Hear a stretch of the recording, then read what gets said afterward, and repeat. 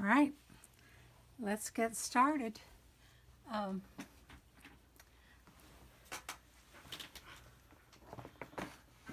you can, I've picked out a variety of colors for the trees, the sky, and it's the clouds. And I'm going to work mostly from this box unless I find there's something I really need, and I'll pick something from somewhere else. I'm going to come in and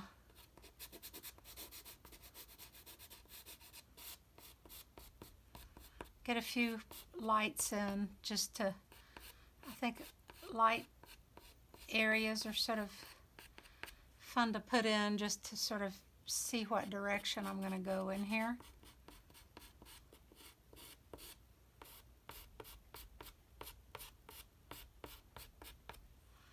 I'll pick out a few more.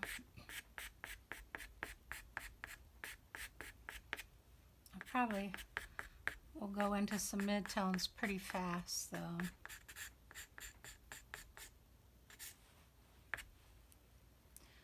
But this certainly makes it fun to start layering and seeing things pop out underneath.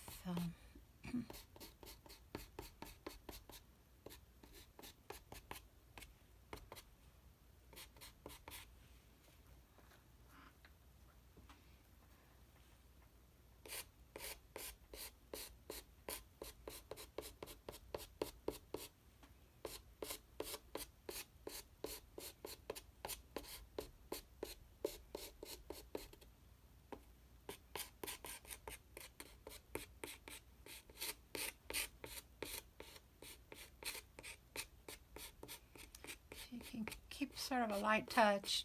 You can come back in and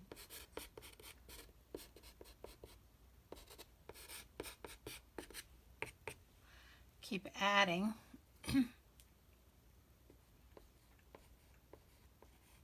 This is a very soft pastel. I think this is one of those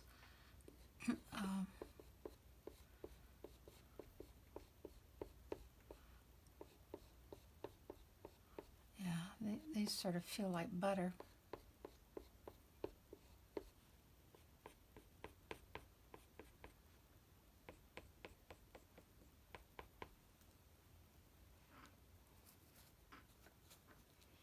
Have some really dark areas back in here. This is one of those Terry Ludwig darks number 2. Just such a nice set.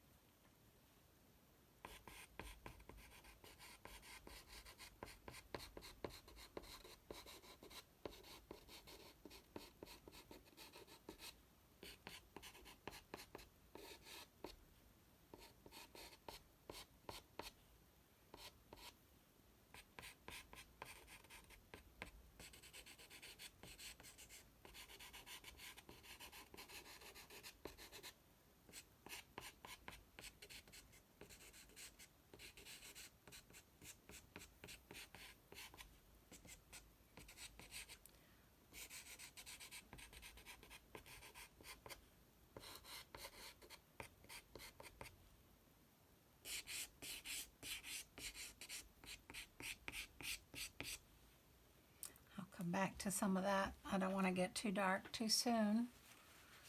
Let me go back and do a little bit of the sky because that'll help.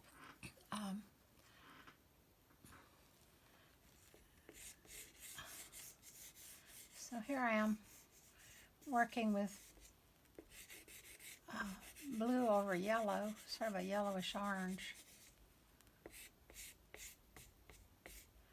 Sort of fun to see those little highlights popping in. I'm going to try and be able to preserve some of that.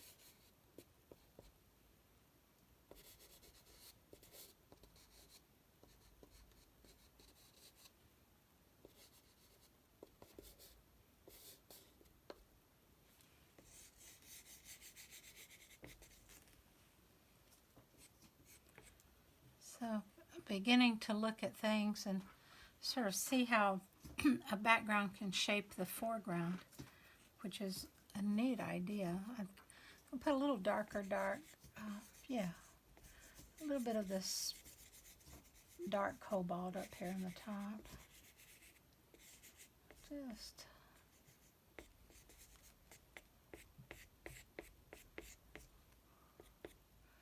I want to be careful that I don't want too much of that wonderful gold that's popping through from the other side to get covered up.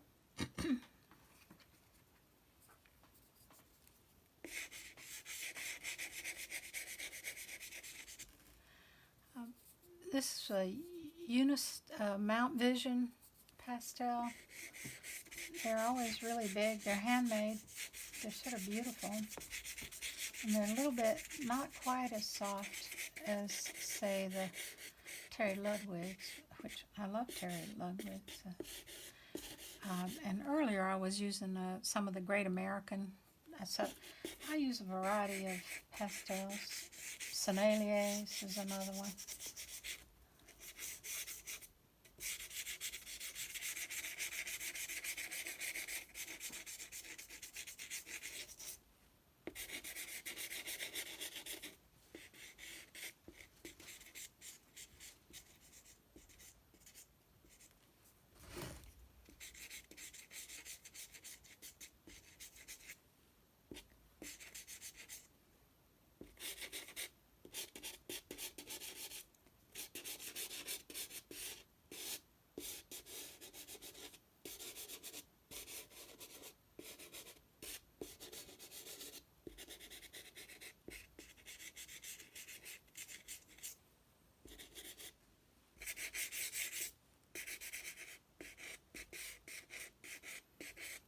Here, trying to leave some of that pink shining through.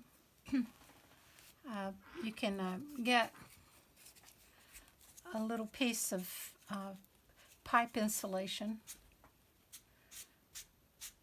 and do a little blending, make it directional. That's always nice to sort of get a direction going.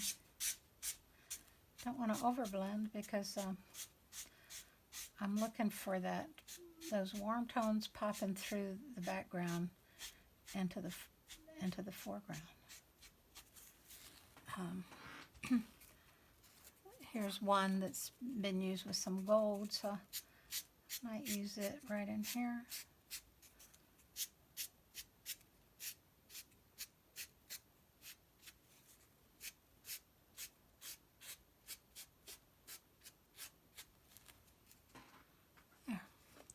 Don't want to overdo that. Trying to keep it soft, but also I need a longer piece here. This right here, I think, is just a piece of like board chalk, but it works.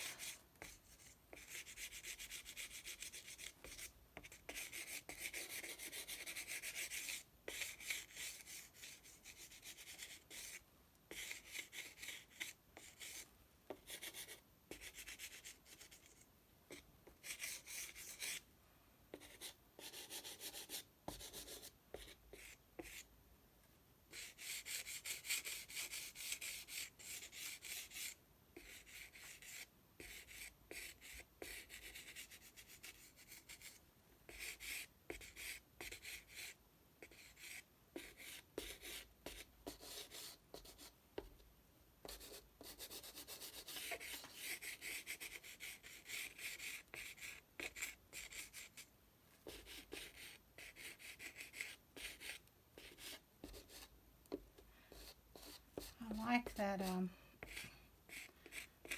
sheer quality where you can see through the texture of the chalk to what's behind it.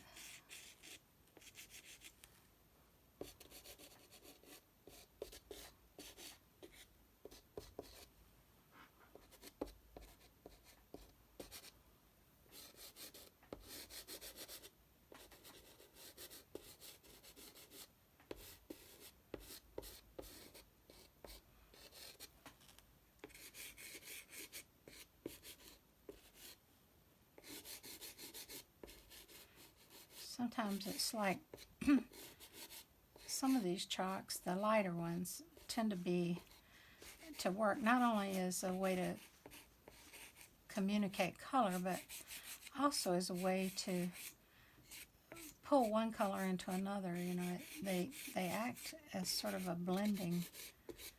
They have a blending capacity to them, which just gives it a nice quality.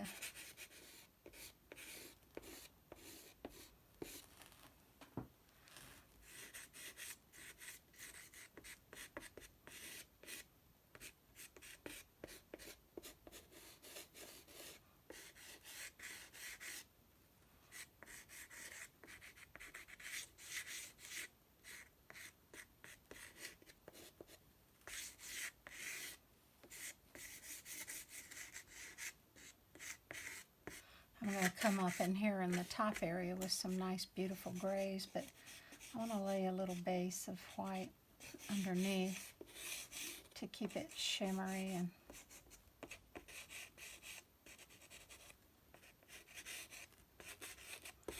yeah, I think that's giving me what I want. I'll come back, I'm going to have to come back and punch in some sky holes, but I think that's giving me some of the quality that I'm looking for.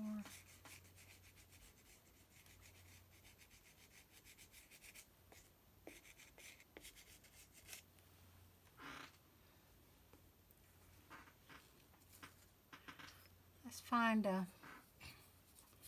here, I always hate to break these things, but they work so much better when you do.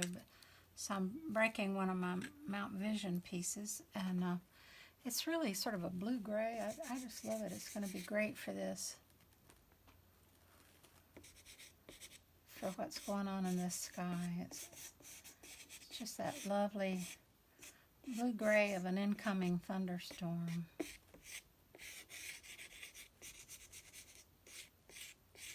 So let's practice that light touch. Let's see if I can keep some of these colors shimmering through. I can see I'm going to need that white again to blend that in a little bit.